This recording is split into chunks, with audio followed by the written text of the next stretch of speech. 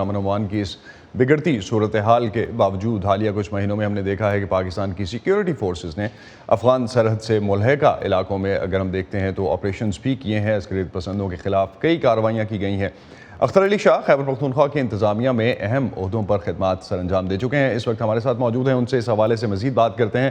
اختر، عسکریت پسندوں کی کارروائیوں میں اضافہ ہوا ہے، ہمیں یہ تو پتہ ہے کہ حال ہی میں ٹی ٹی پی نے جنگ بندی ختم کی تھی، لیکن اس کے علاوہ کون سے ایسے گروہ ہیں جو اب پہلے سے زیادہ سرگرم ہو گئے ہیں؟ اس وقت ہم ان کو 3 حصوں میں تقسیم کر سکتے ہیں۔ ایک داعش ہے، القاعدہ بھی، اور ساتھ ہی اب تحریک طالبان۔ اور تحریک طالبان بھی بیسیکلی ایک چھتری ہے، مختلف جو تنظیمیں یہاں پر پہلے سے آپریٹڈ تھی۔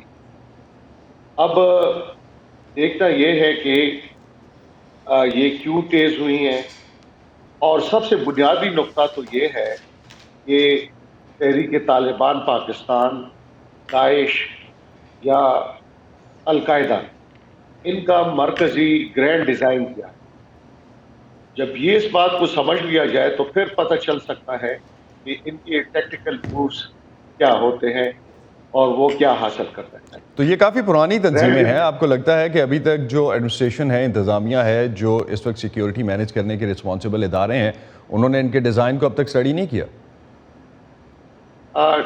اس پر بڑا انٹیلیجنس کے ادارے، پولیس کے ادارے، اس پہ بہت کچھ لکھا جا چکا ہے، پروفائلز بنی ہیں، انڈیکسیشن ہوئی ہے، گرینڈ ڈیزائنز، ہر چیز کا پتہ ہے۔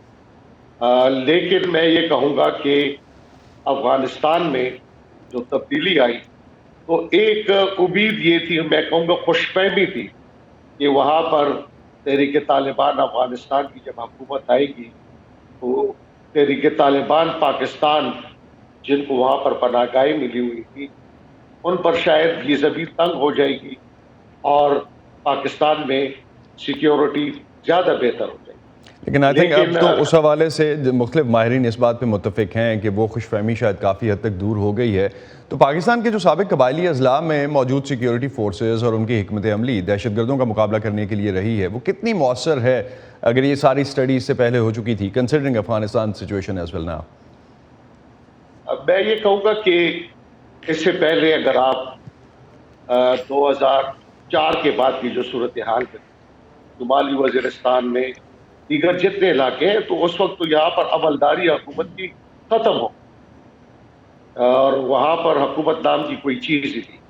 لیکن جب نیشنل الیکشن پلان بنا اور حکومت نے ایک تہیہ کیا، ایک کلیئر سینس آف ڈائریکشن تھا، تو پھر وہاں پر جتنے نیٹ ورکس تھے ان کو ڈسمینٹل کیا گیا اور خاص کامیابی ہوئی۔ تو اب بھی آرمی کی بھی، سیکیورٹی فورسز، پولیس کی ان کی کیپیسٹی، استعداد ہے کہ یہ اگر تہیہ کر لے اور ایک واضح طور پہ کہ زیرو ٹالرنس اگینسٹ ٹیررزم، تو میں یہ سمجھتا ہوں کہ ان کی کیپیسٹی ہے اور یہ اپنے اہداف کو حاصل کر۔ تو آپ سمجھتے ہیں کہ اس کا حل جو ہے وہ ایک آپریشن کی صورت میں ہی نکلتا ہے؟ میں یہ کہوں گا کہ خاص کر انٹیلیجنس بیسڈ آپریشن ہو، ٹارگیٹڈ آپریشنز ہو، ان کے پاس سلیپنگ سیلز جتنے ہیں، ایکٹیو سیلز ہیں، میرے خیال میں تو سب کا ڈیٹا موجود ہے، صرف ایگزیکیوشن۔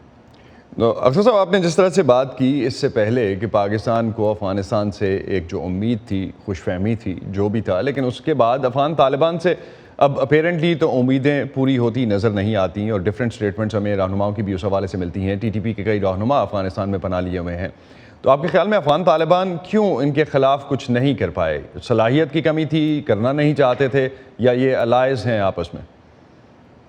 میں یہ کہوں گا کہ جو کہا جاتا رہا کہ یہ ایک سکے کے دو رخ، اور جب وہاں پر تحریک طالبان افغانستان اپنی کا رویہ کر رہے تھے تو یہ بھی ان کے ساتھ شانہ بشانہ لڑ رہے تھے۔ ایک آئیڈیالوجیکلی پاکستان کے جتنے بھی بنیادی طور پہ یہ دیوبند